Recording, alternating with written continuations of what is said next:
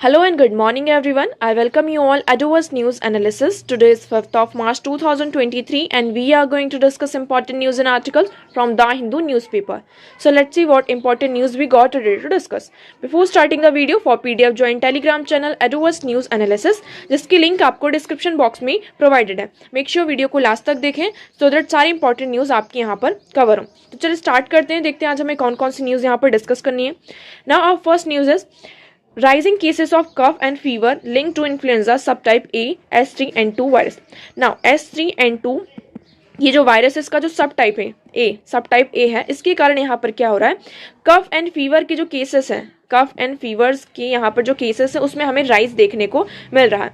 तो ये किसके द्वारा ये रिपोर्ट पब्लिश की गई है, Indian council of medical research के द्वारा ये बताया गया है कि कफ एंड फीवर के जो केसेस हैं उनमें हमें इंक्रीज देखने को, राइज देखने को मिल रहा है. और इसको किससे लिंक किया गया है, लिंक किया गया है इन्फ्लुएंजा सब टाइप ए S3N2 वायरस. अब इसके हम सिम्टम्स देखते हैं कि मतलब जब ये वायरस होता है, ये वायरस हमें अफेक्ट करता है, हमारी बॉडी के अंदर आता है, तो उसके कारण सिम्टम्स कौन कौन से होते हैं.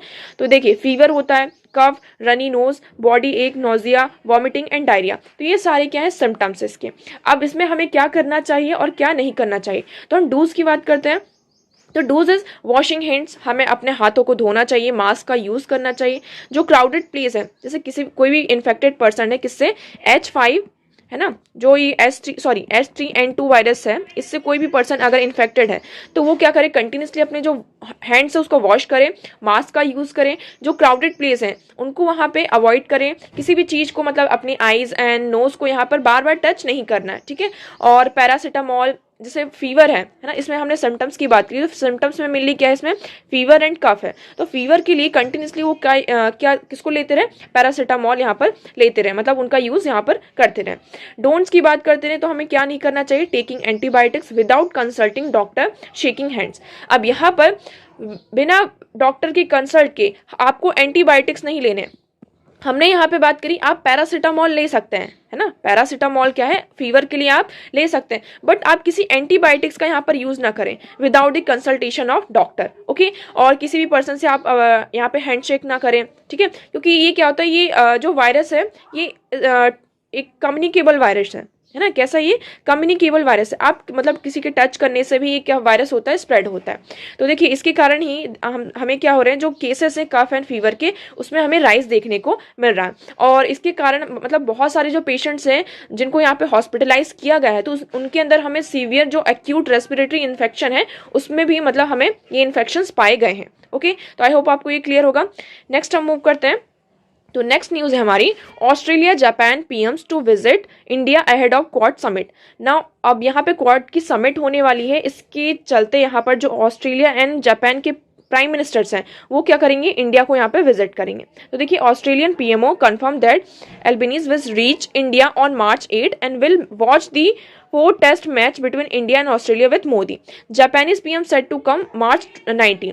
अब यहाँ पे जो ऑस्ट्रेलिया के प्राइम मिनिस्टर हैं वो कब आएंगे, 8 मार्च को यहाँ पर इंडिया में आएंगे. और उन्होंने ये भी कहा है कि जो इंडिया और ऑस्ट्रेलिया के बीच में अभी टेस्ट मैच चल रहा है तो उसको साथ में बैठकर ये लोग यहाँ पर देखेंगे, ओके. और अगर हम जापानीज पीएम की बात करें तो उन्होंने भी कहा है कि वो March 19 को यहाँ पर मतलब कि इंडिया में यहाँ पर आएंगे. अब देखिए क्वाड के बारे में हम जान लेते हैं. क्वाड क्या है, ये 4 जो कंट्रीज हैं, कौन कौन सी, US, Japan, Australia and India, ठीक है.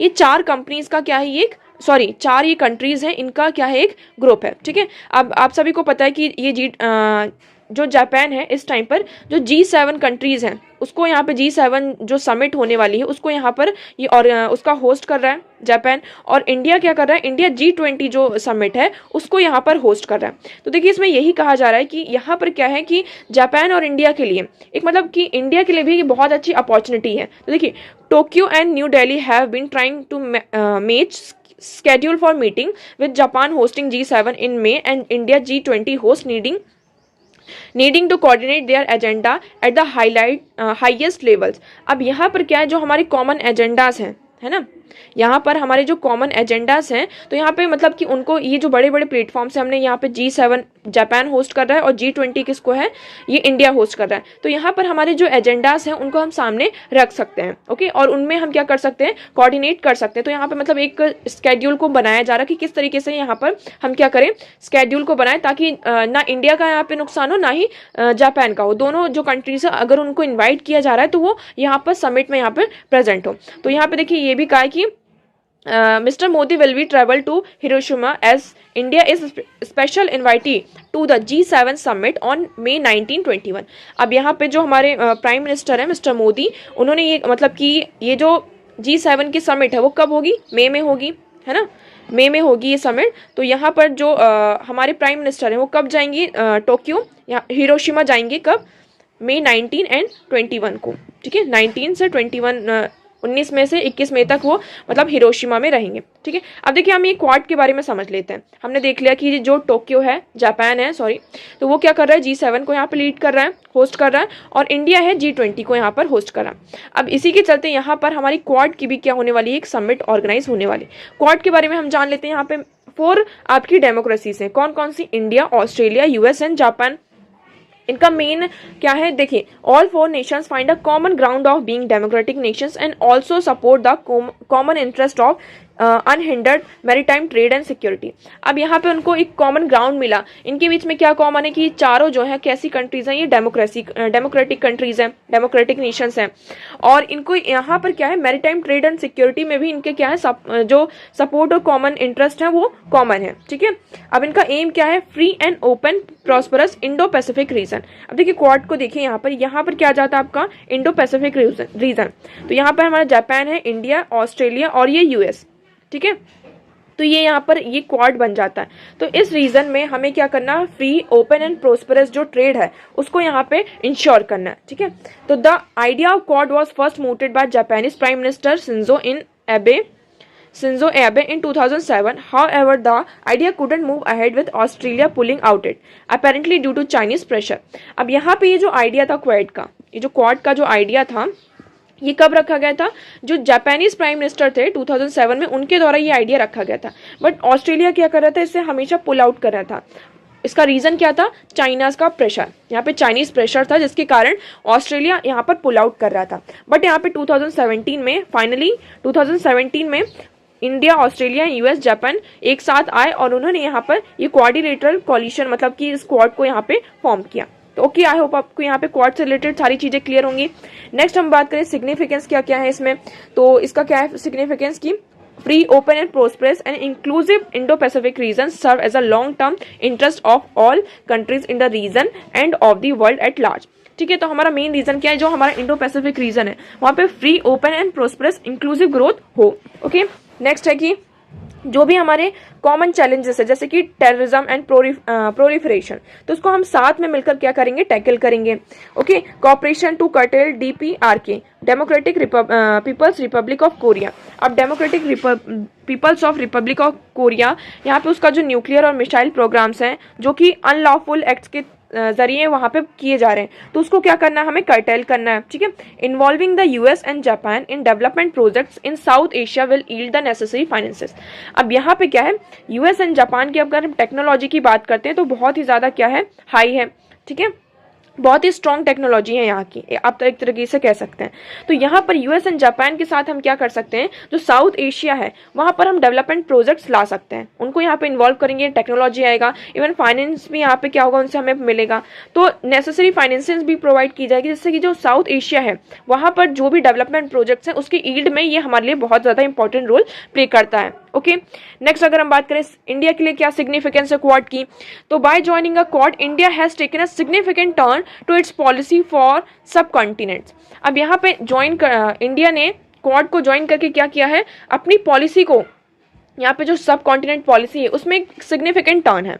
It gives New Delhi powerful platform to advance its interest in East Asia. अब ये क्या करता है, न्यू दिल्ली को एक तरीके से क्या प्रोवाइड करता है, एक प्लेटफॉर्म प्रोवाइड करता है ना, जो भी ईस्ट एशिया के हमारे इंटरेस्ट हैं उसको यहाँ पे उसके लिए एक प्लेटफॉर्म प्रोवाइड करता है कि हम यहाँ पे क्या कर सकते हैं, coordinate strategic with powerful friends and add more strength to its Act East initiative. हमारा इंडिया का क्या है, आप सभी को पता है, एक्ट ईस्ट इनिशिएटिव है। जितने भी हमारी ईस्ट एशियन कंट्रीज हैं उनके साथ जो हमारे रिलेशन है ना, तो उसको हमें स्ट्रॉन्ग करना है। अब देखिए हमने अगर क्वाड को इसमें ज्वाइन कर लिया, इंडिया ने क्वाड को ज्वाइन किया, तो एक तरीके से यहाँ पे इंडिया का स्टैंड जो है और ज़्यादा यहाँ पर स्ट्रॉन्ग हो गया।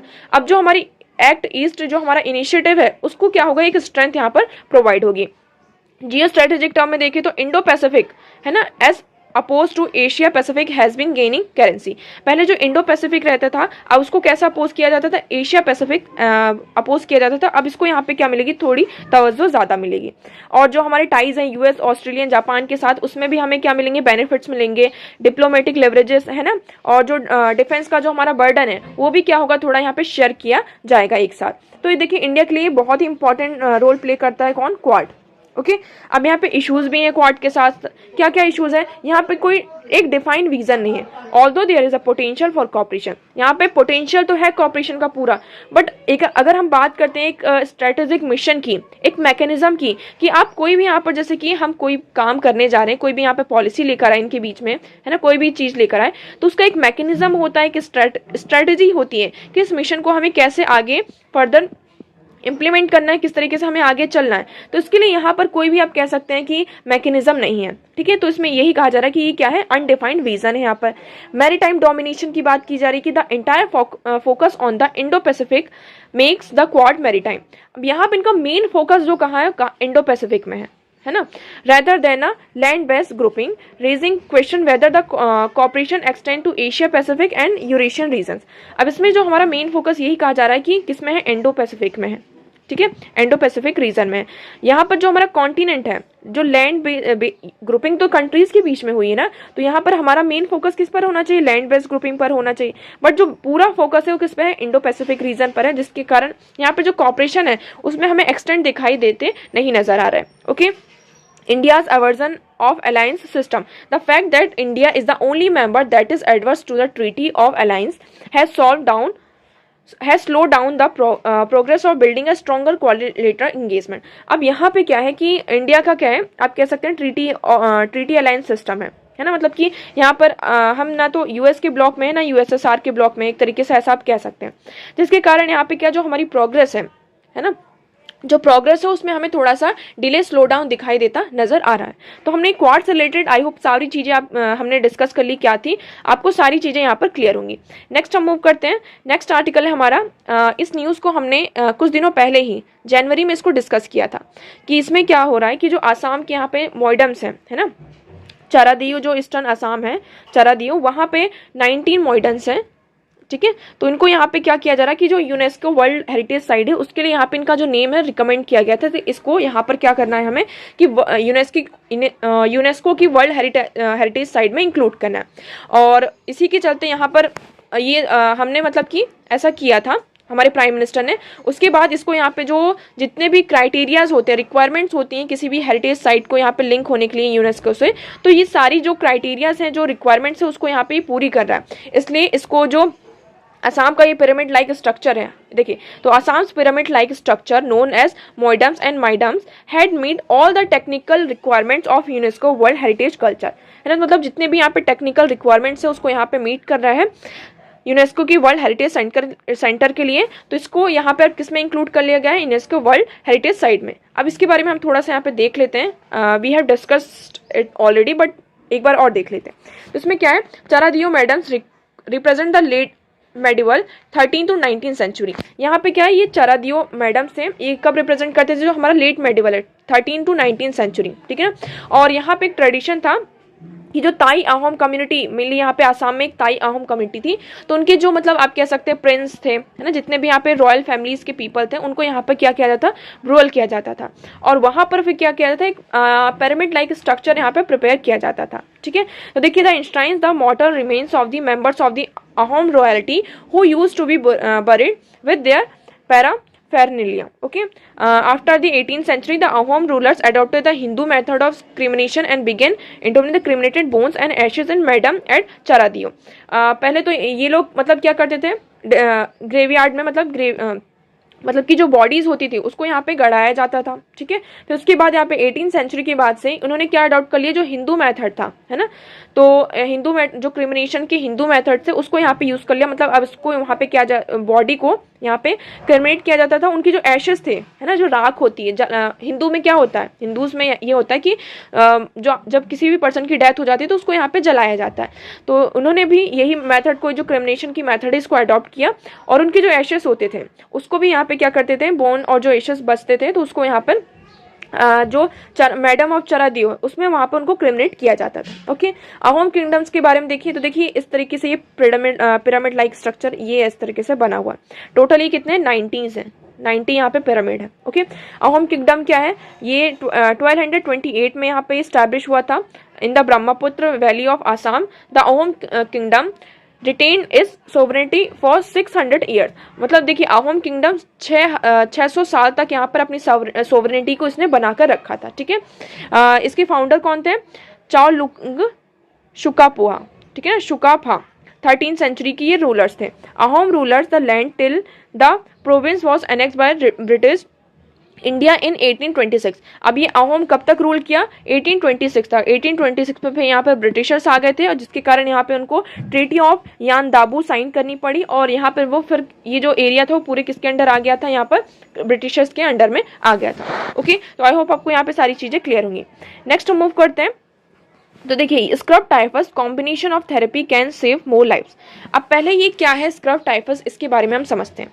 तो देखिए ये क्या है, ये एक डिसीज है जिसके ये किसके कारण होती है, बैक्टीरिया ओरेंटिया के कारण होती है, ठीक है। यहाँ पर ये बग होता है, इस तरीके का, ये जो माइट एक तरीके से कह सकते हैं ये माइट है ना, कीड़ा होता है छोटा मोटा। ये क्या करता है हमारी बॉडी में, इस तरीके से देखिए ये इतना छोटा होता है और ये हमारी बॉडी के अंदर चला जाता है जिसके कारण हमें इस तरीके की जो स्क्रब टाइफस है ये बीमारियां हमें यहाँ पर होती हैं। अब इसमें मेन प्रॉब्लम क्या, देखिए हम ये जो माइट होते हैं इस माइट का नाम क्या है, चिग्गर, है ना, इसको चिग्गर के नाम से जाना जाता है। अब सिम्टम्स क्या है, अगर ये हमारी बॉडी के अंदर एंटर करता है तो इससे क्या क्या होता है, हमें फीवर होता है, मसल पेन होता है, कफ होता है, हमें गैस्ट्रो इंटेस्टाइनल यहाँ पे इन्फेक्शंस होते हैं, लीवर और जो हमारा स्प्लीन होता है वो और ज्यादा क्या होता है, स्वेलिंग होने लगती है उसमें, ठीक है। तो ये सारी चीजें क्या होती हैं हमारे अंदर बॉडीज में, मतलब सिम्टम्स हमें देखने को मिलते हैं। अब यहाँ पर मेनली ये कहाँ पाए जाते हैं, ये माइट्स की बात करें तो ये कहाँ स्टे करते हैं चिग्गर, तो जैसे मॉइस्ट और जो ग्रासी एरियाज होते हैं फील्ड वगैरह में, फॉरेस्ट में, लॉन्स में, लेक्स एंड स्ट्रीम्स में, तो जो मतलब जो थोड़ा मॉइस्ट एरिया होता है वहां पर ये जो माइट्स होते हैं वो हमें ज्यादा देखने को मिलते हैं, ठीक है। अभी देखिए इनकी अगर हम स्ट्रेस देखें तो ये पहले एक ही एडल्ट होता है, ठीक है, यहाँ पे ये एग देता है, एग के बाद ये छोटे छोटे जब ये एग बनते हैं तो इनका जो लार्वा फॉर्म होता है, ठीक है, ये लार्वा फॉर्म होता है। तो यही जो लार्वा फॉर्म होता है यही क्या करते हैं, जो एनिमल्स होते हैं और जो इवन ह्यूमन बींग्स में भी क्या करते हैं, ये एंटर करते हैं। इस तरीके से ये एंटर करते हैं, देखिए ये किस तरीके से ये इंसर्ट कर रहा है बॉडी के अंदर, ठीक है, ये इंसर्ट करते हैं। जो ये अडल्ट होते हैं ये तो कोई भी नुकसान नहीं पहुंचाते हैं हमें, ठीक है, बट ये जो लार्वा में होते हैं बहुत ही स्मॉल होते हैं, बहुत ही छोटे छोटे होते हैं, ये सबसे ज्यादा यहाँ पे क्या करते हैं, हमें यहाँ पर नुकसान पहुंचाते हैं, ठीक है। तो ये इस तरीके से होता है। अब अगर हम ट्रीटमेंट की बात करें तो ट्रीटमेंट के लिए यहाँ पर दो हमें क्या किए जाते हैं, ड्रग्स प्रोवाइड किए जाते हैं, ठीक है। दो ड्रग यहाँ पे कौन कौन से, डीऑक्सीसाइलिन फ्लूइड सपोर्टिव मेजर्स, यहाँ पे डीऑक्सीसाइलिन यहाँ पे इसको प्रोवाइड किया जाता है। अब देखिए यहाँ पे जो बेबीज होते हैं, अभी हमने बात करी ये जो एग जब ये ब्रेक डाउन होता है तो इसके जो बेबीज निकल कर आते हैं, देखिए एडल्ट जिगर डू नॉट बाइट, यहाँ पे जो एडल्ट जिगर्स होते हैं वो नहीं बाइट करते हैं। It's the babies at the larva stage that you have to watch out for, they are red, orange, yellow and straw colour, no more than 0.3 mm in length. ये किस तरीके के होते हैं, रेड कलर के या फिर रेड, ऑरेंज और येलो कलर के होते हैं, और जो आपका स्ट्रॉ होता है उस कलर के होते हैं। अब ये जो फील्ड वगैरह होते हैं इसमें होते हैं तो इतने बारीक होते, इतने छोटे होते कि ये हमें दिखाई भी नहीं देते और ये हमारी बॉडी में क्या करते हैं, ऐसे एंटर कर जाते हैं, ठीक है। इसके कारण हमारी बॉडी हमें बहुत सारी डिसीजेस यहाँ पर होती हैं। अब इसको क्या नाम दिया गया, स्क्रब टाइफस, ठीक है। ये जो ये माइट्स हैं ये क्या कैरी करते हैं, ये एक बैक्टीरिया को कैरी करते हैं जिसका नाम है क्या, ओरेंटिया, ठीक है। अब ये जो ओरेंटिया है ये बैक्टीरिया हमारी बॉडी के अंदर, ये जो वायरस है हमारी बॉडी के अंदर आता है जिसके कारण हमें यहाँ पर क्या कहते हैं, आप कह सकते हैं फीवर, इस तरीके के सिम्टम्स हमें देखने को मिलते हैं। बट यहाँ पर अगर हम इस इन्फेक्शन की बात करें तो इसके कोई ऐसे टिपिकल सिम्टम्स नहीं होते जिसके कारण हम इसका एक करेक्ट जो इसको डायग्नोसिस करने में, है ना, इसका डायग्नोसिस करने में हमें इसका जो सिम्टम्स है उसको हम जनरली यहाँ पे पहचान नहीं पाते हैं कि देखिए फीवर तो आपको जनरली भी आता है, आपको कफ यहाँ पे जनरली भी होता है ना, नॉर्मल बेसिस पे। अब ये क्या आप कह सकते हैं कि जो स्क्रब टाइफस है ये इसी के यहाँ पे सिम्टम्स है, इसको पहचानने में हमें थोड़ी यहाँ पे प्रॉब्लम होती है। ओके, तो इंडिया में देखें तो इंडिया में टोटल यहाँ पे 25 केसेस हैं, है ना, 20 जो हमारा, अगर हम डिसीज का बर्डन देखें, अगर आपके पास यहाँ पे 100% डिसीज है तो उस 100% में से 25 जो % पेशेंट्स हैं वो किससे यहाँ पे डायग्नोस्ड है, स्क्रब टाइफस जो वायरस है इससे यहाँ पे, मतलब इस डिसीज से यहाँ पे क्या है वो डायग्नोस्ड है। ठीक है, अब इसके लिए यहाँ पे पहले मोनोथेरेपी थी। मोनोथेरेपी क्या थी, यहाँ पे हमने देखा दो तरीके के ड्रग्स होते हैं। कौन कौन से, एक होता है यहाँ पे डीऑक्सीसाइलिन और एक होता है एजिथ्रोमाइसिन। यहाँ पे 2 ड्रग्स होते हैं। इन ड्रग्स को मतलब पहले अलग अलग दिया जाता था, मतलब किसी को यहाँ पे एजिथ्रोमाइसिन यहाँ पे दे दिया या फिर किसी को यहाँ पे डीऑक्सीसाइलिन यहाँ पे दे दिया। ठीक है, बट यहाँ पे अब ये थेरेपी लेकर आए कि आप क्या कीजिए, इन दोनों ड्रग्स को एक साथ कंबाइन करके फिर इसको दीजिए, तो इसके कारण हमें यहाँ पे इसके फास्टर क्या देखने को मिल सकते हैं, रिजल्ट देखने को मिल सकते हैं। तो देखिए इसमें एक क्या गया, combination therapy with doxycycline and azithromycin achieved faster resolution of complications compared with monotherapy using either drug, है ना। पहले एक ड्रग का यूज किया जाता था, अब दोनों ड्रग को एक साथ यूज किया जा रहा है, तो इसके हमें यहाँ पे फास्टर रेजोल्यूशन देखने को मिल रहा है। Combination therapy achieve faster clearance of the bacteria compared with the monotherapies. अब जब हमने कॉम्बिनेशन थेरेपी के कारण यहाँ पर हमें क्या देखने को मिल रहा है कि बैक्टीरिया को हम यहाँ पर फास्टर क्लियरेंस देखने को मिल रहा है ना, बैक्टीरिया यहाँ पे जल्दी से हट रहा है, और मोनोथेरेपीज में हमें ऐसा देखने को नहीं मिला था। ठीक है, तो इसलिए ये कहा जा रहा है कि faster resolution of complications using combination therapy can potentially save thousands of life, जिसके कारण यहाँ पर thousands of life यहाँ पे हमने सेव करी। अब देखिए ये जो वायरस है इसके कारण हमारी जो मॉर्टेलिटी रेट थी वो भी क्या थी, इंक्रीज थी। यहाँ पे हम देखें तो 10% इसकी क्या थी, मॉर्टेलिटी रेट थी। 25% अगर पेशेंट्स है तो उसमें से 10% जो पेशेंट्स है वो क्या हो रहे थे, यहाँ पे उनकी डेथ हो रही थी। तो मतलब जब हम ये कॉम्बिनेशन थेरेपी लेकर आए जिसके कारण यहाँ पे थाउजेंड्स ऑफ पीपल की हमने क्या करी है, जान बचाई है। ओके, तो आई होप आपको यहाँ पे स्क्रब टाइफस से रिलेटेड सारी चीजें क्लियर होंगी। नेक्स्ट हम बात करते हैं, तो नेक्स्ट न्यूज है हमारी, Why is the tribal panel upset with Environment Ministry over forest rights? अब यहाँ पे जो ट्राइबल पैनल है वो क्यों अपसेट है, जो हमारी इन्वायरमेंट मिनिस्ट्री है उनके जो फॉरेस्ट राइट्स है उसके कारण यहाँ पर जो हमारी आप कह सकते हैं ट्राइबल पैनल है वो अपसेंट है। तो देखिए national commission for scheduled tribes, ठीक है, national commission for scheduled tribes invoked it's constitutional power for requisition declared Forest Right Act implementation reports from the Supreme Court. The registrar has ordered the release of documents of NCST. The ST Commission is caught in a row with the Union Environment Ministry over the Forest Conservation Rule 2022. अब यहाँ पे जो हमारी Environment Ministry है वो एक नए rule लेकर आई है, Forest Conservation Rules। ठीक है, अब इसी के चलते जो हमारी आप कह सकते हैं national commission for scheduled tribe है वो उसके अगेंस्ट में है, इस रूल्स के अगेंस्ट में, जो हमारे रूल्स आए हैं 2022 के, इस रूल्स के क्या है, अगेंस्ट में। अब इसमें यह भी कहा जा रहा है कि ये जो हमारा नया रूल आया है, फॉरेस्ट कंजर्वेशन रूल 2022 आया है, ये क्या कर रहा है, जो हमारे राइट्स हैं, है ना, फॉरेस्ट राइट्स ऑफ एक्ट 2006 है, ठीक है ना, और फॉरेस्ट राइट एक्ट है, तो इसको यहाँ पे क्या कर रहा है, इसमें जो प्रोविजंस इंश्राइन किए गए हैं उनको भी क्या कर रहा है, ये वायलेट कर रहा है। अब यहाँ पे मेनली क्या है कि कोई भी फॉरेस्ट एरिया है, मेन इशू ये है कि कोई भी फॉरेस्ट एरिया, ठीक है, यहाँ पर आप देख सकते हैं फॉरेस्ट एरिया में कुछ जो एरिया ऐसे जहां पर आप कह सकते हैं ट्रीज वगैरह नहीं है, तो वहां पे ये कहा गया कि आप जो अनफॉरेस्ट तरीके के काम होते हैं उसको यहाँ पर कर सकते हैं। ठीक है, और इसके लिए पहले आपको किसी भी मिनिस्ट्री से यहाँ पे जो पैनल होगा, है ना, उसके लिए आप पहले जो क्लियरेंस है उसको ले लेंगे। क्लियरेंस जो 1 है, यहाँ पे 2 तरीके के क्लियरेंस लेने पड़ते हैं, तो जो क्लियरेंस 1 से आप उसको ले सकते हैं। उसके बाद क्लियरेंस लेने के बाद वहाँ की जो लोकल पीपल है ना, जो लोकल पीपल हैं और लोकल जो ट्राइब्स हैं उनसे आप क्या करेंगे, यहाँ पर मतलब उनसे आप पूछेंगे कि क्या वो ऐसा काम कर सकते हैं या नहीं, है ना, उनके यहाँ पे आप कह सकते हैं कि ओपिनियंस यहाँ पर लिया जाएगा। तो इसी के चलते यहाँ पे क्या किया जा रहा है कि जो national commission of scheduled tribes हैं, है ना, वो उसके अगेंस्ट में गई है, सुप्रीम कोर्ट में गई है। उन्होंने ये बोला कि ये क्या है, पूरी तरीके से जो हमारे पुराने रूल्स थे, है ना, फॉरेस्ट राइट एक्ट के जो हमारे पूरे रूल्स थे उनको क्या कर रहा है, ये ट्रबल कर रहा है। तो देखिए यहाँ पे हम पहले इसके बारे में देख लेते हैं ये क्या है। तो इशू मेनली क्या है, consent clause for diversion of forest land. in September 2022 flagging concerns over the provision in the new rules that propose to do away with the consent clause for divergence of forest land for the other purposes. अब यहाँ पे जो forest land है उसका यहाँ पे other purpose का use करने के लिए यहाँ पे कंसेंट की जरूरत थी, ठीक है ना। मतलब कि जो भी लोकल पीपल है उनके पहले आपको कंसेंट चाहिए होगा, उसके बाद ही आप क्या कर सकते हैं, जो फॉरेस्ट लैंड है आप उसका किसी भी मतलब कि जो नॉन फॉरेस्ट एक्टिविटीज होती हैं उसको उसके लिए आप यहाँ पर यूज कर सकते हैं। बट इसी के चलते अब ये जो कंसेंट है, आप कंसेंट, अब ये जो हमारा न्यू रूल आया है तो इसमें क्या कर दिया गया है कि इस न्यू रूल में जो कंसेंट है आप पहले क्लियरेंस ले लेंगे कि आप हम यहाँ पर ये एक्टिविटी ये काम करने जा रहे हैं इस एरिया में, और उसके बाद यहाँ पर क्या है जो लोकल पीपल है, लोकल कम्युनिटी है, आप उससे यहाँ पे कंसेंट लेंगे, ठीक है। तो the commission had recommended that these rules should be put on hold immediately. तो इसी के चलते यहाँ पे कमीशन ने ये कहा कि ये जो रूल्स हैं इसको तुरंत ही यहाँ पे इमीडिएटली यहाँ पे क्या करना होगा, होल्ड करना होगा।